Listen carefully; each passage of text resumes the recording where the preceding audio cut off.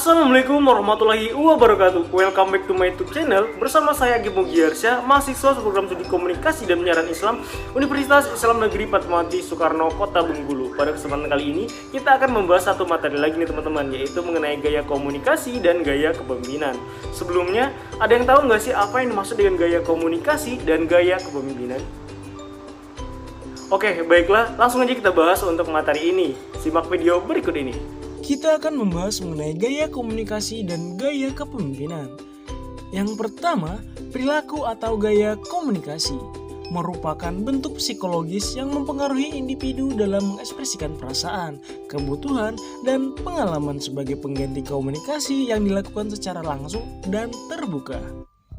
Menurut psikolog Clayton Newton, ada 5 gaya dasar dalam berkomunikasi, yaitu yang pertama, tegas, yang kedua, agresif, yang ketiga, pasif agresif, yang keempat, patuh, dan yang kelima, manipulatif.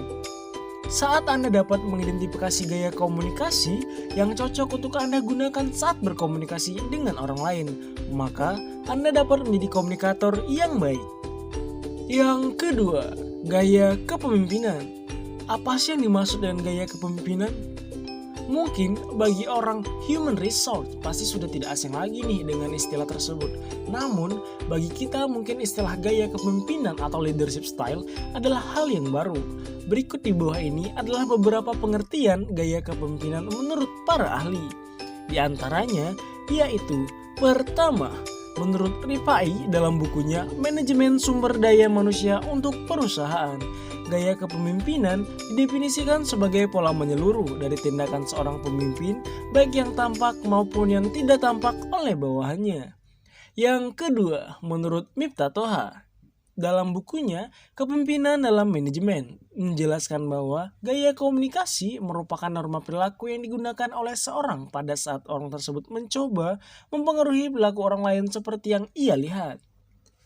Terkait dengan kepemimpinan, maka komunikasi yang baik sangatlah penting dimiliki oleh seorang pemimpin karena berkaitan dengan tugasnya untuk mempengaruhi, membimbing, mengarahkan, mendorong anggota untuk melakukan aktivitas tertentu guna mencapai tujuan yang telah ditetapkan serta mencapai efektivitas dalam kepemimpinan, perencanaan, pengendalian, koordinasi, latihan, manajemen konflik, serta proses-proses organisasi lainnya.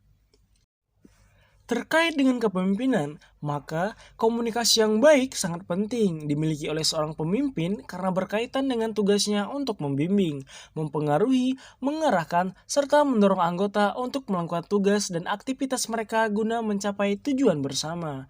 Tips agar pemimpin dapat berkomunikasi secara baik. Yang pertama, lakukan proses komunikasi tanpa henti. Yang kedua, coba untuk mendengarkan dan mendorong masukan dari orang lain. Yang ketiga, berkomunikasi dengan memberi ilustrasi melalui cerita. Yang keempat, sederhanakan pesan dan sampaikan secara langsung. Yang kelima, bersikap tegas melalui tindakan. Nah, itulah sedikit pembahasan mengenai gaya komunikasi dan gaya kepemimpinan untuk hari ini. Kurang lebih saya mohon maaf, apabila saya ada salah kata saya mohon ampun. Saya akhiri, wassalamualaikum warahmatullahi wabarakatuh. See you next time.